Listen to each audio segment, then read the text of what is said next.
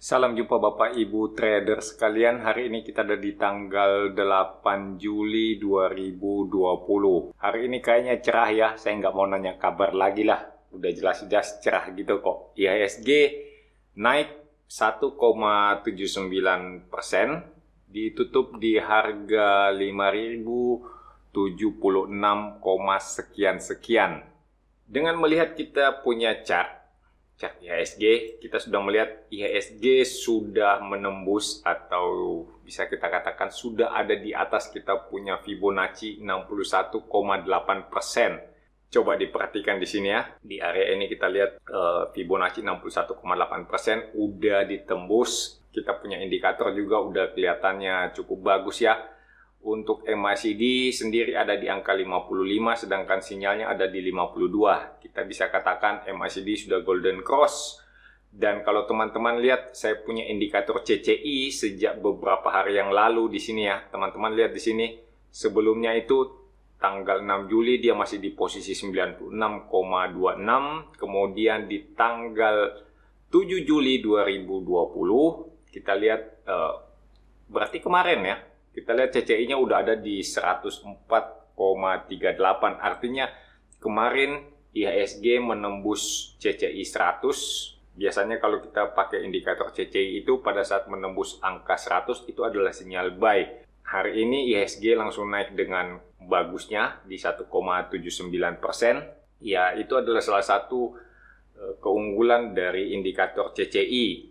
Ini CCI 20 yang saya pakai. Biasanya kalau saya analisa sendiri itu untuk saya pribadi, saya menggunakan CCI 50. Tapi teman-teman kayaknya lebih banyak yang suka trading dalam jangka waktu lebih pendek sehingga membutuhkan sinyal yang lebih cepat. Nah, kita gunakan CCI 20. Melihat perjalanan IHSG seperti ini, sebenarnya kalau saya pribadi saya udah lebih ketat ya menjaga saya punya trailing stop tetap terpasang. Makin banyak trailing stop yang saya pasang di saham-saham yang saya miliki untuk menjaga kemungkinan bila sewaktu-waktu IHSG mengalami koreksi, terus saham yang saya pegang juga ikutan koreksi. Sebenarnya sih kalau teman-teman memperhatikan IHSG, ini IHSG kayaknya masih akan naik lagi. Target saya kan masih terpampang dengan jelas ya, belum ada perubahan sama sekali. Belum saya modifikasi, saya punya chart IHSG. Target saya masih ada di area kotak hijau, paling enggak sampai ke Fibonacci 78,6 di angka 5.300 sekian. Dari analisa IHSG seperti ini, apakah saya sudah saatnya untuk melakukan revisi terhadap analisa yang saya lakukan? Nah, tampaknya belum. Saya masih terlalu malas untuk melakukan perubahan analisa. Jadi dalam pandangan saya saat ini, saya masih tetap beranggapan bahwa IHSG masih sideways di antara 38,2 di angka 4.605 sampai 61,8% di angka 5.030. Nah, meskipun sekarang udah lewat saya punya batas atas, tapi saya masih tetap beranggapan ini baru satu candle kok, belum menggambarkan emosi pasar yang sesungguhnya. Paling enggak kita menunggu beberapa candle dulu, apakah mungkin minggu depan baru kita adakan revisi lagi bahwa oke, kayaknya IHSG sudah berjalan naik. Terutama sih kalau saya lihat apabila IHSG sudah menembus angka resisten di 78,6 ini, di 5.300 sekian, barulah kita akan lihat lebih jauh lagi apakah memang IHSG berpeluang naik lebih tinggi. Sebelum itu terjadi, analisa saya tetap IHSG bergerak sideways di antara 38,2 sampai dengan 61,8. Kawan-kawan yang baru ketemu channel Stock Tension, selamat datang, selamat bergabung. Channel Stock Tension adalah channel yang melakukan analisa pergerakan harga saham di Bursa Efek Indonesia secara teknikal. Teman-teman yang berminat menjadi trader saham ataupun memiliki minat yang cukup besar sebagai seorang analis teknikal, jangan ragu-ragu, langsung saja subscribe. Saya bisa menjamin channel ini akan selalu bergerak dengan analisa teknikal. Sejak channel ini dibuat sampai dengan saat ini, saya tetap melakukan analisa dengan teknikal. Meskipun dalam beberapa kesempatan teman-teman bisa melihat video mengenai fundamental ataupun video mengenai bandarmologi, terutama teman-teman yang sudah meminta akses mendapatkan aplikasi untuk melihat foreign flow ya. Itu kan banyak digunakan oleh para peminat bandarmologi. Nah, di situ saya menggunakan foreign flow dan digabungkan dengan teknikal. Begitu juga dengan analisa fundamental yang saya lakukan, itu masih kulit-kulitnya aja, sangat-sangat permukaan, belum menyentuh inti fundamental yang sesungguhnya. Sehingga teman-teman bisa mengatakan bahwa ya, saya memang hanya melakukan analisa secara teknikal. Untuk mendukung minat terhadap analisa teknikal, silahkan teman-teman memeriksa kolom deskripsi video ini. Selalu saya posting buku-buku yang mendukung untuk melakukan analisa teknikal. Di antaranya ada bukunya Pak Edianto Ong yang sudah terkenal. Teman-teman yang ingin membaca mengenai analisa teknikal silahkan langsung membeli bukunya melalui toko online Gramedia, ataupun bukunya Ibu Lindali mengenai candlestick. Buku yang satu ini belum masuk ke toko buku konvensional ya, jadi masih ada di marketplace. Nah, silakan kontak penjualnya, teman-teman lakukan aja transaksi, karena sampai saat ini kabarnya sih bukunya belum masuk ke toko buku konvensional. Jadi yang ingin membaca buku dari Ibu Lindali, salah satu caranya adalah dengan membeli secara online. Mari kita lihat WSBP. Oke, WSBP masih bergerak sideways ya. Terakhir kali kita bahas WSBP itu ada di tanggal 22 Juni. Ya, di candle ini ya, teman-teman bisa lihat di bagian bawah itu ada tanggal 22 Juni. Nah, candlenya ada di sini dan masih bergerak sideways, meskipun saat ini sudah ada di sekitar area resisten kotak kuning di sekitar angka 212 ya. Teman-teman bisa lihat ini kita punya kotak kuning. Target lanjutannya ada di resisten kotak merah di angka 250-an. Nah, di sini kita harus lihat dulu, pelan-pelan aja, nggak usah buru-buru. Di sini pada waktu dia terjadi sideways, teman-teman lihat dia punya volume transaksi rata-rata. Kemudian pada saat dia mulai beranjak naik, terutama pada saat testing resisten, terjadi peningkatan volume transaksi. Teman-teman bisa melihat di sini, pada waktu menembus area resisten kotak kuning, volume transaksinya juga gede. Tapi ternyata toh akhirnya turun lagi. Nah, jangan sampai terjebak di sini ya. Jangan sampai terjebak. Tenang-tenang aja. Kalau memang mau beli, belinya sekarang-sekarang ini. Atau mungkin besok pagi, sehingga kemungkinan untuk turun, pada saat dia turun kembali ke bawah area kotak kuning, resiko yang teman-teman hadapi tidak terlalu besar. Maksudnya itu cut loss-nya kecil. Kita nggak bisa menjamin kita punya analisa 100% benar. Jadi kita hanya bisa bermain dengan probabilitas bahwa ada kemungkinan kita melakukan analisa yang keliru, sehingga ternyata harga bergerak turun sedangkan analisa kita adalah harga naik. Nah, untuk mencegah hal-hal yang tidak diinginkan, kita selalu punya stop loss pada saat harga bergerak turun di bawah suatu area yang kita sebut sebagai support. Nah, di situ kita melakukan cut loss. Kenapa? Karena kemungkinan besar harganya akan turun lagi mencari support yang lebih di bawah.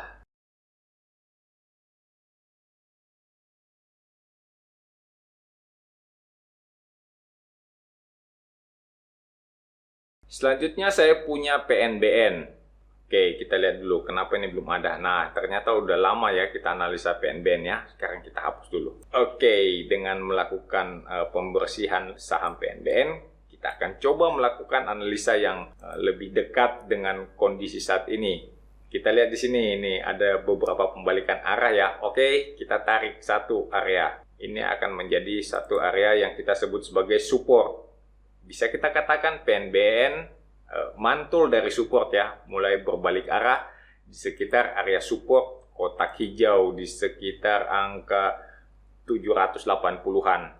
Ini kelihatan ya, ini support. Lihat dari sini, kita tarik ke kanan. Berikutnya yang kita gambarkan adalah area resisten. Tentu saja area resistennya kita lihat di dekat sini ada ya. Oke, kita tarik dari sebelah kiri sini.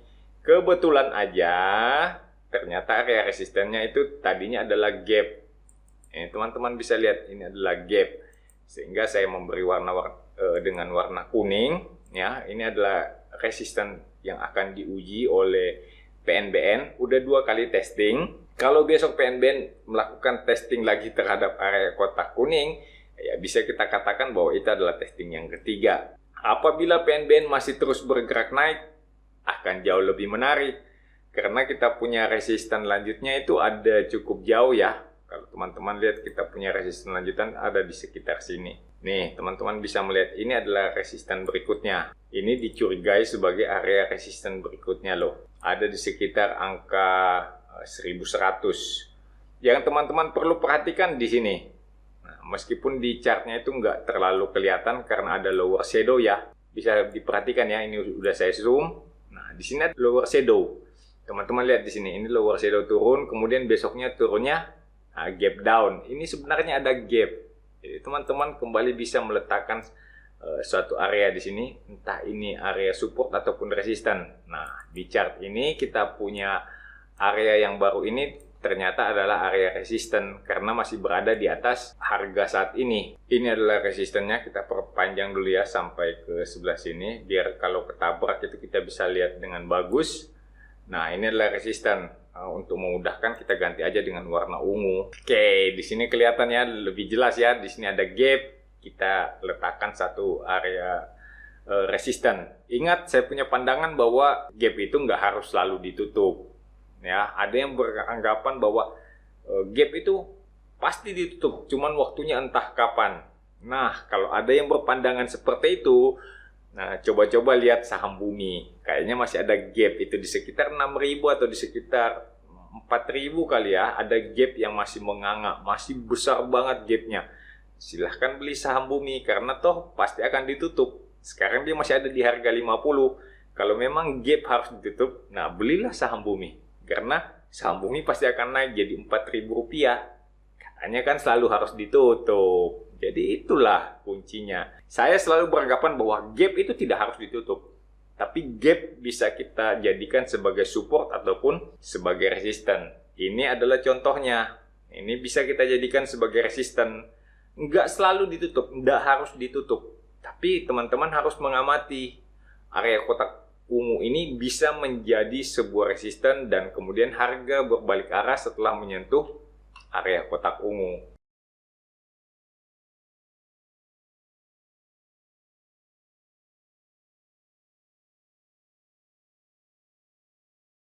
Kita lanjut dengan PTRO. PTRO-nya mulai naik ya.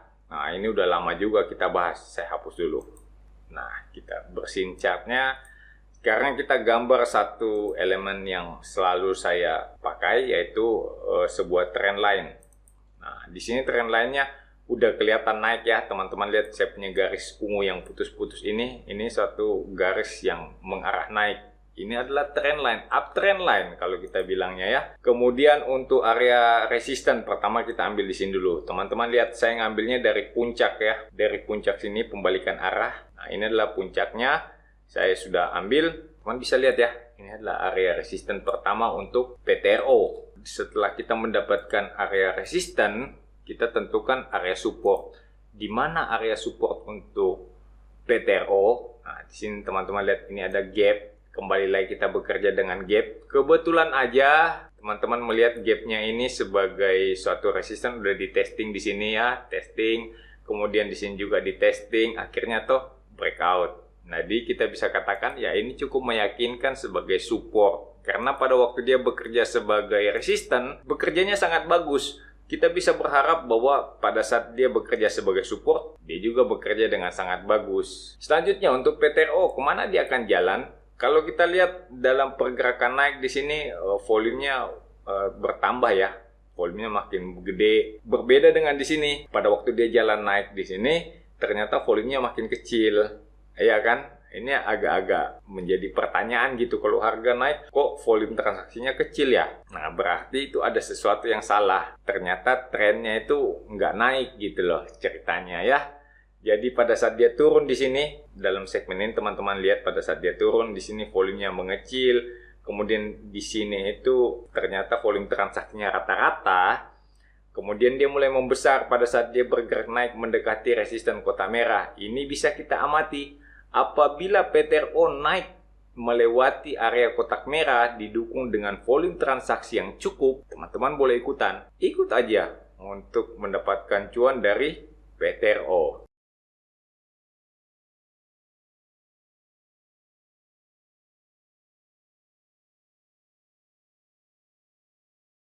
Berikutnya kita punya PSAB.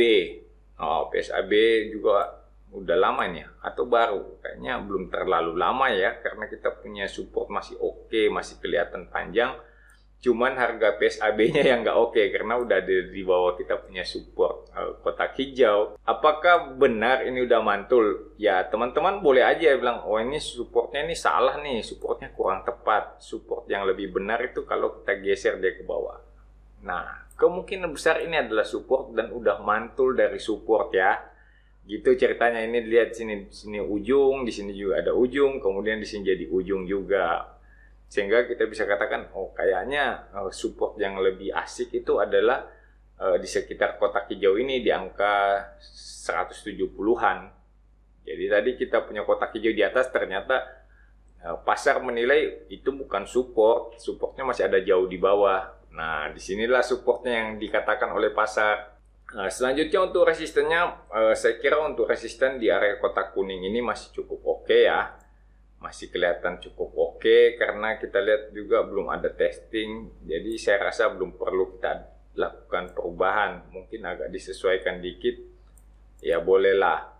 Kalau teman-teman juga masih agak ragu, saya boleh menyarankan bagaimana kalau kita tambahkan sedikit trendline sehingga teman-teman bisa melihat untuk perjalanan PSAB.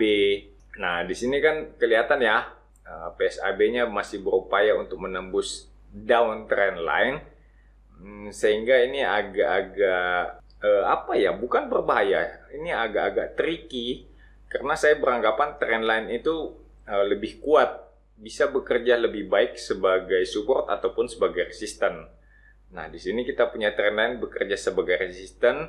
Teman-teman boleh, ya tentu saja boleh membeli pada saat PSAB sudah naik di atas trendline ungu.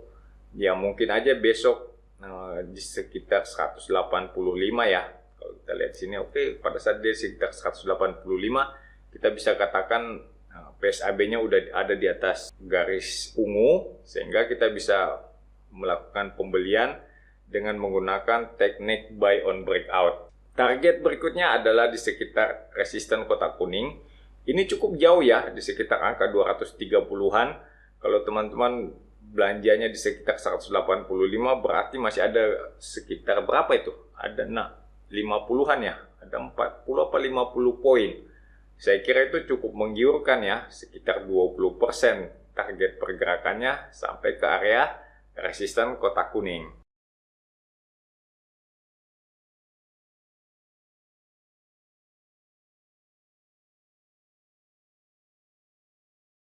Kita lanjut dengan KLBF. Terakhir kita analisa KLBF itu di bulan April, sekitar tanggal 29, berarti masih ada di tanggal sekitar sini ya. Pada saat dia di sekitar area kotak kuning. Ya, waktu itu saya nggak tahu saya analisanya naik atau turun karena kebetulan dia di resisten ya. Coba dicek lagi deh videonya, tanggal 29 April kalau nggak salah itu. Coba teman-teman lihat pada saat dia turun, kena kita punya support di area kotak hijau di sini ya. Kemudian dia mulai mantul naik lagi. Saat ini kita sudah bisa mengatakan, kayaknya ini KLBF udah menembus area kotak kuning. Di sini ya tembusnya ya di dua candle sebelumnya. Saya perbesar dulu biar lebih kelihatan. Di candle kemarin warnanya merah, kemudian hari ini warnanya hijau, walaupun tetap kita lihat lebih rendah ya daripada candle kemarin. Bisa kita katakan ini sedang support testing dan dia sudah mulai bergerak naik lagi. MACD-nya masih oke, MACD-nya masih terlihat golden cross ya. Kita lihat MACD-nya golden cross. Teman-teman bisa melihat di sini pada saat dia bergerak naik, memang volumenya sih nggak kelihatan membesar, tetapi masih bergerak rata-rata. Bisa jadi ini adalah suatu pertanda bahwa KLBF masih bergerak sideways. Cuman kita bisa katakan kalau ini sih mungkin saja dia bergerak sideways, tapi kecenderungannya untuk naik lebih tinggi. Boleh beli sekarang? Tentu saja boleh, karena dia masih ada dekat support. kita punya area kotak kuning ini kan kita udah bisa anggap sebagai support di sekitar 1485. Apabila kemudian PSAB turun di bawah kita punya support, kita cut loss. Resikonya tidak terlalu besar karena kita belinya kan dekat-dekat support. Sedangkan untuk rewardnya yang kita lihat sebagai target ada di resisten kotak merah di angka berapa nih? Mesti dilihat dulu nih. Nah, angkanya ada di sekitar 1690-an, atau teman-teman bisa bulatkan aja jadi 1700 lah supaya lebih gampang diingat.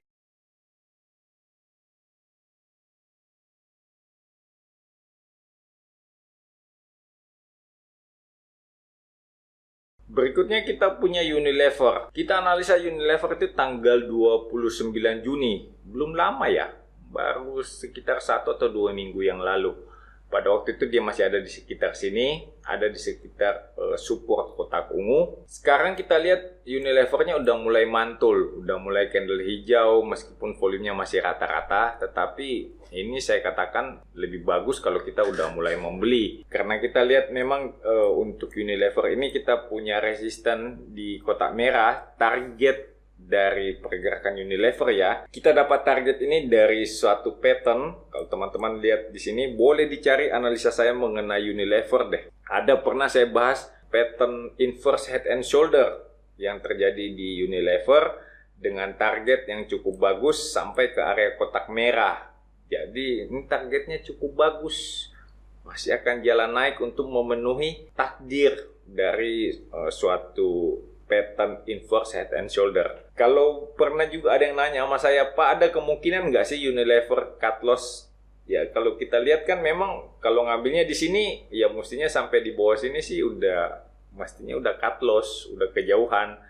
Tapi kalau yang ngambilnya sejak kita breakout dari area kotak kuning, pada saat dia konfirmasi inverse head and shoulder, mestinya masih cukup aman ya. Belinya di bawah sini sekarang sih masih plus, malah kemungkinan udah mulai nambah lagi, udah mulai membeli lagi pada saat Unilever sedang support testing. Sehingga kita bisa katakan ya kemungkinan kita masih bisa mencapai area kotak merah.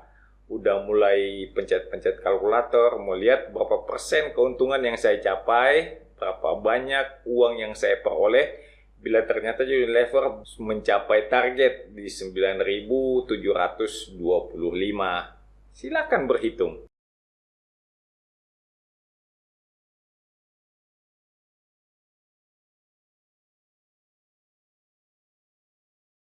Berikutnya kita punya ADI. Di sini ADI juga kelihatannya masih bergerak sideways ya. Nggak terlalu sulit saya kira untuk melihat pertanda dari suatu gerakan sideways. Teman-teman tinggal melihat pada saat dia bergerak dalam range sempit di sini, volume transaksi juga rata-rata, nggak besar, nggak juga terlalu kecil. Kemudian di sini pada saat dia berusaha bergerak naik, kita lihat ada peningkatan transaksi. Di candle merah juga ada peningkatan transaksi, tapi kemudian tiba-tiba volume transaksinya bergerak mengecil. Ya kemungkinan dia masih akan sideways lagi. Perlu melakukan perubahan analisa? Ya, perlu kalau teman-teman ingin lebih presisi atau mungkin yang lebih detail ya. Ada teman-teman yang pengen lebih detail. Nah, kotak merah resistannya kita pindahin ke bawah sedikit. Ini masih memenuhi, ini memenuhi, di sini memenuhi, dan di sini memenuhi. Oke lah. Resisten kotak merah ini bisa kita katakan cukup valid. Apakah dengan melihat resisten kotak merah ini di saham ADI kita bisa mengatakan sedang terjadi pattern ascending triangle? Ini kan ascending triangle ya. Ascending triangle ini lihat di sini kita punya trend line naik, kemudian kita punya resisten itu tetap datar sehingga kita lihat ada pergerakan naik tetapi mentok di satu resisten. Sebenarnya untuk pola triangle seperti ini saya lebih suka melihat 2/3 dari apex-nya. Jadi misalnya ini apex titik ketemu 2 garis, kemudian teman-teman bisa melihat 2/3 jarak dari sini. Nah inilah enaknya kalau pakai trading view ya, kita bisa lihat. Nah, kita bisa ukur, kita punya target harian misalnya di sini adalah teman-teman bisa lihat 86 bar, 87 bar, anggap aja 90 bar. Jadi kalau 2/3 mestinya dia ada di sekitar 60 bar. Nah, misalnya di sini.